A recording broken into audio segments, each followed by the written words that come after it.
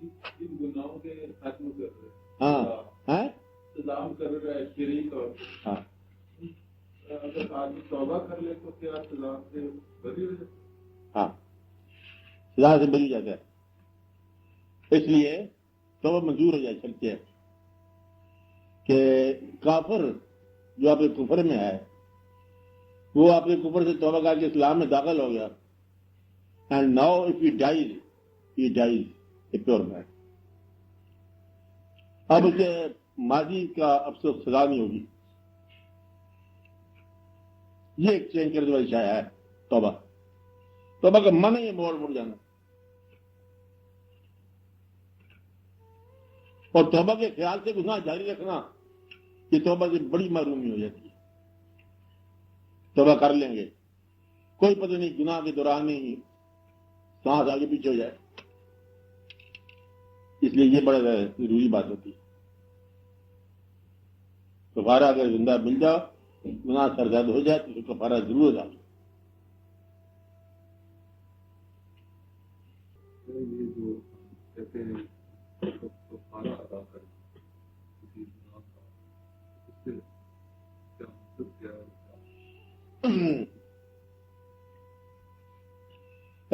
گناہ غلطی نہیں ہوتی، غلطی اور چیز ہے، گناہ اور چیز ہے.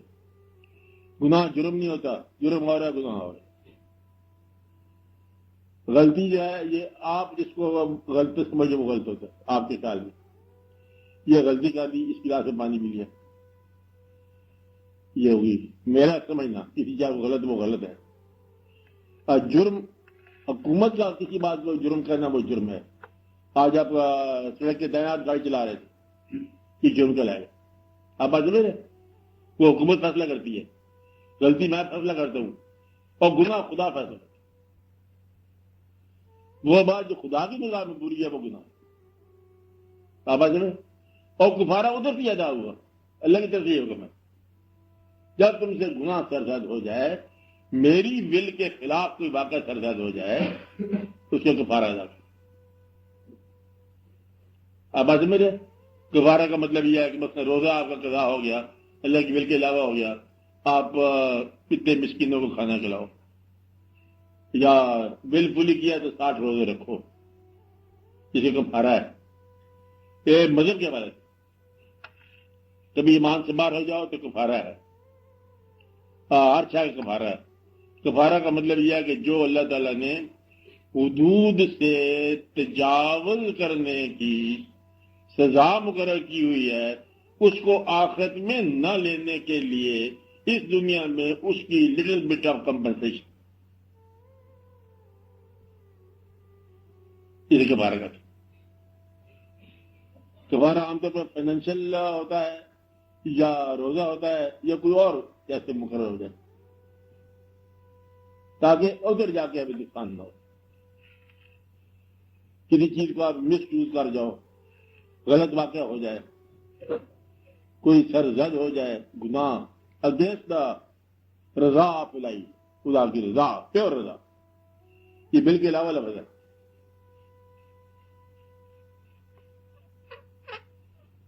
یہ مقرر شدہ ہے کفارے.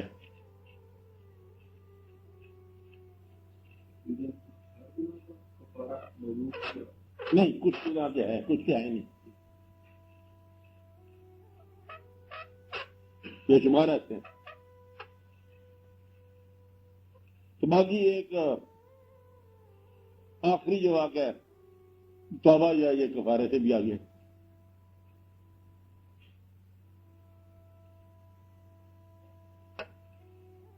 لیکن وہ توبہ اگر نصیب ہو جائے تو مردوں کفارہ ضرور دینا چاہیے.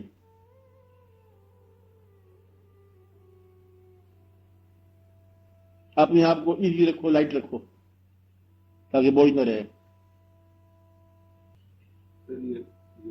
روزہ جو ہے یہ کہتے ہیں کہ حال ہے یا غرور سے بچانے کے ہاں لیے کام ہے. تو یہ اسپیشلی انسان کو کیا کرے؟ اسپیشلی یہ جو ہے نا گھوڑا، ایک گھوڑا ہے لفظ.